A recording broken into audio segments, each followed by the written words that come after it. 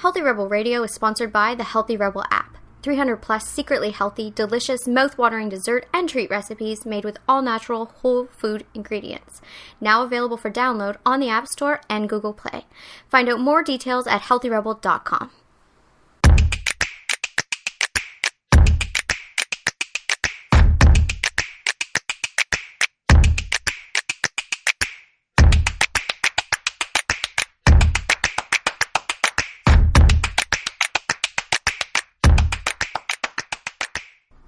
Welcome to Healthy Rebel Radio. I'm your host, Dr. David Dizer. I'm here with my Damie Health Healthy Rebel co-founder, Amy Lane. Good morning. Good morning. Just a few quick health and wellness stories to review today. Number one, we're starting with water. You must be excited about this. Oh, bring it. It was a large trial done, published in a really reputable journal, Annals of Family Medicine, I believe. They were talking about water consumption and weight loss. And, is there any correlation between the two? This study was 9,500 people, but they were just looking at BMI and then concentration of urine. They found that people who have a higher BMI had higher urine concentration, so they were less hydrated.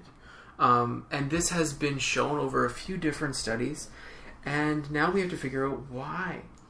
We have to figure out why, or can we just say, use water every day to detoxify your system, to push the fiber out of your bowel, to get the whole process going? Just do it. Honestly, I know. I think it's a stagnation thing when they really come down to it. Right. No, I would agree. Like when we're talking bowel movements and digestive function, and we found out that people who drink water before meals end up eating less calories and all these things.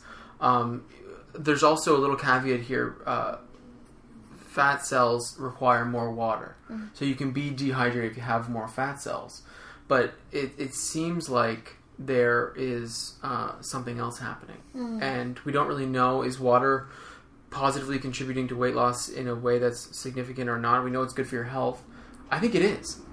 In my experience of working with individuals, and in my own life experience, now working with thousands of people all over the world, I draw the conclusion that water definitely affects weight loss, energy, appetite, mood, digestion, and skin.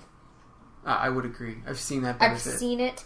I've seen the transformation of just altering that one thing. I've also seen the, adding the extra 500 mils to tip people to the point of hydration, actually, and changing nothing else in exercise or diet, and actually seeing the scale go down. Mm-hmm. I think water, one thing is it helps you actually train yourself to understand the difference between hunger and thirst, hunger and boredom. It's a great tool, making sure you're hydrated. Yeah, that's so valuable. I mean, it's something we don't really think about. Because dehydration isn't something you recognize if you've been chronically dehydrated the majority of your life, or for an extended amount of time, years, whatever, months. It's something that's not as recognizable until you are hydrated. Then you can reflect back and say, oh, right. It's one of those things that you have to become hydrated to come out of the fog, to see how different things are. Now, I know for myself, if I'm not hydrated, I don't have as good digestion. Mm-hmm. And when I have sluggish digestion, I have a lack of energy. The scale obviously is up. The appearance, a lot of people, when you're not hydrated, the appearance of cellulite, that type of stuff, it's very prominent from when you're actually hydrated, when you're actually plumping your skin. Fine lines. What I notice is dark circles. Yes, but they're more red tinged. Mm-hmm. When you're dehydrated. That's one thing. Skin is more irritated. Fine lines for women. A lot of people recognize the look of a hangover. A lot of the look of that hangover is actually dehydration. That's why people look so weathered. Right. You say, oh, oof, this is scary. Mm-hmm. That's dehydration. There's that, but the digestion, the internal stuff, the pushing that fiber through, the helping of the, elimination process, it's so important. It really is. I find big differences with brain function as well. Oh my gosh, brain fog. People will say to me that they're eating, they're doing the thing, they're doing the exercises, but they have brain fog and they have a lack of energy. And it's really hard to sell that water actually gives you energy. And it actually helps with brain function. But it's one of those things, once you then do it, you realize, oh my gosh, what a difference. I think it's getting a little easier because it's becoming universally accepted, and that water is good for brain function and bowel movements and all these things. But now there's all this shame around being dehydrated, I find. Shame? Well, in my practice, I find that I ask people how much water they drink, and 50% of people say not enough. I'm embarrassed by it. I whatever. And I say why. And a lot of the time it's, I don't know, I forget, I don't like it, I don't enjoy it, I can't run to the washroom so much. There's all these issues that you can create to try to avoid this. But there's still that emotional tie to it that they know they should be drinking. Right, and that's why I always swing back to using those emotions in a positive way. The easiest way to solve embarrassment is to get to the root and then make the change. And then you can actually enjoy embarrassment as like a red flag tool. Yeah, oh, thank you so much. This is what I need right now. I needed that push. Thank you, internal guiding system, for being so boss when I didn't even realize that I had it. Yeah.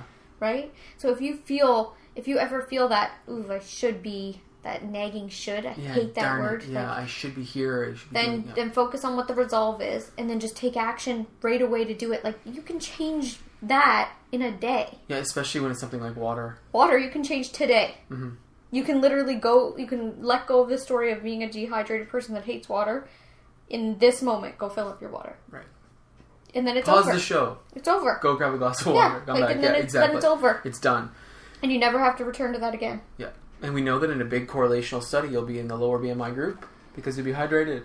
But all the other stuff, too. Like, if I'm ever going to be in a bathing suit or, not a lot of clothes on type deal, one of my secret weapons is water.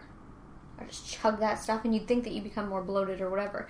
It's the best way for leaning you out, for lying your muscles flat on top of your skin, but also the appearance of any type of cellulite or, It's improved. Completely. Because you're hydrated. It's the best. Now, there's so many benefits of drinking water. Plus you flush toxins. Oh, yeah. Like... It's essential. It's an essential part of life. We're mostly water. Yeah. How do you figure out if you've drank enough? I mean, we give recommendations often about how much you should be drinking. One of the core recommendations that's really useful for people is you just check out your urine. Just have a look. If it's clear or if it's very light, you're doing a pretty good job. Yeah. It's an easy check-in. If it's really dark, really concentrated, pungent, has an odor, you're not getting enough, and you can fix it in that moment. Yeah. Right after, you just go grab a drink. Yeah. Good to go. For me, one recommendation I try and give people is to drink a lot first thing in the morning.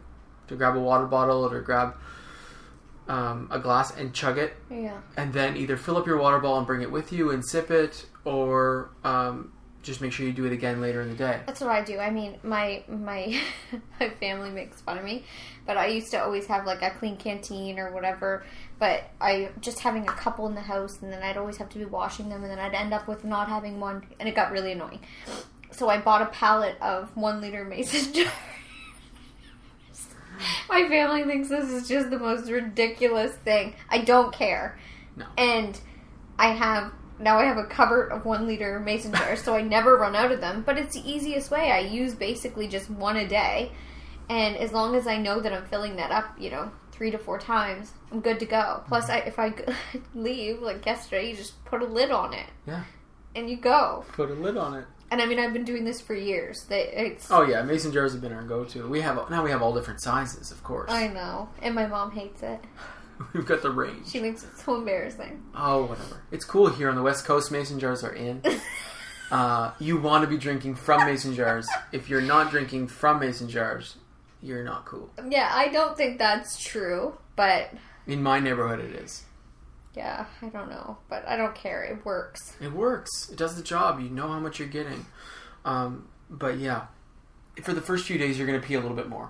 Let's face it. And the urgency is going to be a bit more, but it's one of those things where your body does adapt. I remember when I first upped my water intake, I felt like I had to just keep going to the washroom. I'm like, okay, I'm not going to be able to do this. This isn't sustainable. Like, I have a life and a job and, But it does get better. But it also, I have to cut my water off in the evening. Mm-hmm. Especially now, at this point in my situation. For anyone that doesn't know, I'm very pregnant. Yeah, I mean, it's helpful to cut it off earlier in the evening. You don't want to be getting up all night having to pee. That's why you need to get lots of water early in the day. I mean, and going to the washroom... You're very good at that. Well, I try. I have to... This is the next topic of conversation, is creating a habit. What do you do? I mean, it doesn't just apply to water. It applies to so many things. In my life, I've been... I guess you could call me neurotic about a lot of things. Yeah, I think you could call you neurotic. So creating a habit for me is not that big of a deal. If something gets written down, it will probably happen.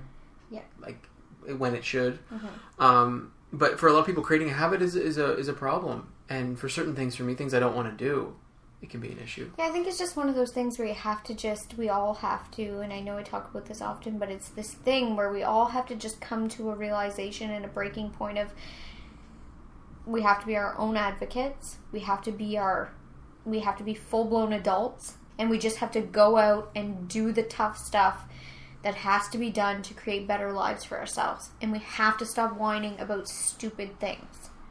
There you have it. Like, that's the dialogue I say to myself when I'm complaining about silly things. Yeah.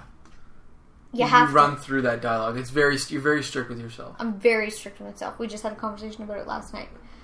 You said, you were asking me, where does this come from? Right. Why don't you complain out loud? Yeah. What's happening? But there's just no point. It's such an energy suck. And I just wasted so many years doing it that I'm so embarrassed by that, I'll never go back. Mm-hmm. Yeah, I mean, when you start to value your time in the way that we do. And value yourself. And respect yourself. You know? That's the thing with creating a habit around health, is you're valuing yourself, you're valuing your time, you're valuing even your family members, because you want to be there for them as best present. you can, right? Yes. I mean, like that's what makes me emotional so often when I think about it too. Like, right. I think about you and I, and like how grateful I am that we're in this life experience together, and I constantly remind myself that nothing's forever. So I constantly want to be the healthiest, the most vibrant, the most present, the most loving. And it starts with me, so that I can be there and be us. Mm-hmm. So that I can take it all in, because nothing's guaranteed. So you have to be in that. Oh, exactly. I think about it all the time when it comes to like just the concept of time. It throws me off, because sometimes I feel like things are going quickly. Yeah. Sometimes I feel like things are really slow. But anytime I get into that thought, I think, am I in the moment? Am I experiencing things the way I should be? I mean, this is really funny that we're talking about water and we've gotten to this place so quickly, because it's very important to drink water. And creating a habit around water, this is serious. It's a simple thing, though, that can breed so much good change that people don't correlate it. You know, like clear skin, energy levels, digestion, appetite regulation, moods. But when you're talking moods and focus, it's so much easier to be in the moment and be experiencing your family when you're feeling clear. When you're not having anxiety. When you don't have any things that you quote unquote should be doing. Like, that's one thing that I've really learned. Like, if I'm just doing, like, when I leave here, I'll trip over my sneakers, which will make me put them on and do my elliptical before I come back in here and do my work. You know, if I just do that, get it done. If I just drink my water, if I just eat healthy on plan, if I just, limit my exposure to negativity today, by the time I go to bed tonight, I'm going to feel like a winner. And there's no better feeling than going to bed at night without any, I should have done this. Why didn't I eat healthy today? Why didn't I just drink the damn water? Why didn't I just get on the elliptical when I had the moment? Oh, I know. Why didn't I not engage in that negative conversation about that girl that I don't even know? Like, that's the worst feeling in the world to me. Yeah. And it's embarrassing. Well, you're spending all your time thinking about the things you should have done. You're shooting on yourself, really, at that point. You're shooting on yourself, but it's also an energy suck. It takes away. Yeah. And, we all have it hard enough. So stacking the deck for yourself is key. Yeah, and creating a few healthy habits that are so easy to stick to. It's life-giving. You go to bed with a clear conscience. You go to bed with, I did my best today. And there's no better feeling. Every cell in your body is aligned. You know that you're living of your highest potential. And even though that tomorrow's going to be a new day and there'll be more challenges and different things you have to do, you know that you can do it because you chose great things today. It's a different resting place. It is. And it builds and builds and builds, and it's the best way to live. It is. So we've got living your highest to your highest potential, living to your highest self, being moved by things in your life, whether it's the passage of time or the ability to be there with your family. We've got stacking your deck. Yeah. Making sure your water bottle is by the sink when you wake up in the morning. Purchasing a water bottle that you like, that contains enough amount of water that you know you only have to fill it up a few times. Yeah. That's key for me. That can be helpful because if I had to do I remember once I had the 750 milliliter, and I know this isn't a big deal, but just that not being like, because I'm a little bit like, my brain's a certain way. Just that being an off number drove me crazy, and it made me not use it as much, and it made the calculations off, and I hated it. Yeah, I get that. I mean, it's very linear the way that you want this and then this and then this, and you hit all the marks. I want everything to be easy. Yeah. Those things, so I can do the hard stuff with ease, like with focus, with clarity. Like I can give the hard stuff my all because all this other silly stuff is just, it's all taken care of. Right. The things I think about most during this topic of creating habits is the ones that were ingrained in us as kids, like brushing our teeth and cleaning our bodies and shampooing our hair and all that stuff. And then for some people, I shouldn't say everyone, there's certain things that are not habits. Eating breakfast, drinking water, exercising. These are not daily habits for a lot of people. Yet there's all these other things that we think are mandatory, but they're as important in my books. As important. So bringing them up to that level.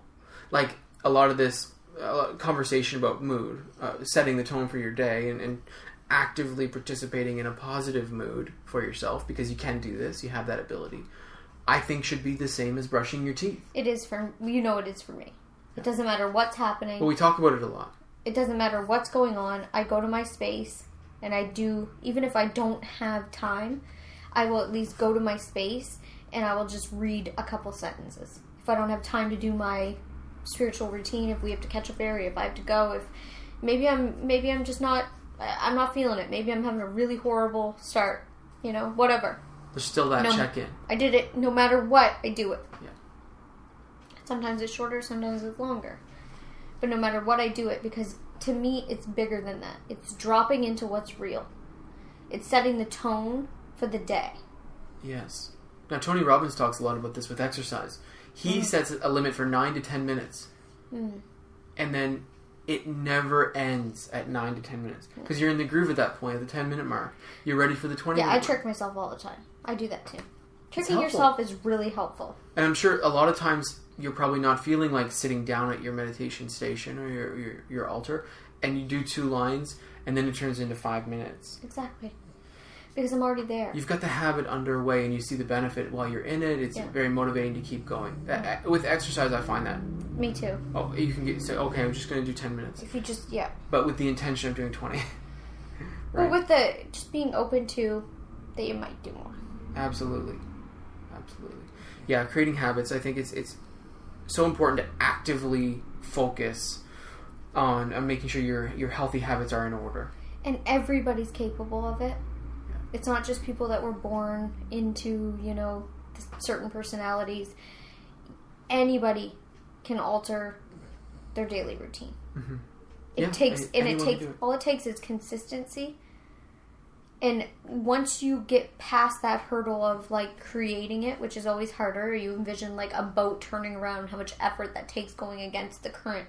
But once you get in that flow, you get past that hurdle, it's flow. It's easy. There's no struggle for me to go to my space now. It is. That's right. There's no struggle with me to get my daily workouts in. It is. Yeah. It's no different than showering. It's no different than brushing my teeth. It's no different than any of those things. Right. Moreover, I'm so grateful for them because they give me life.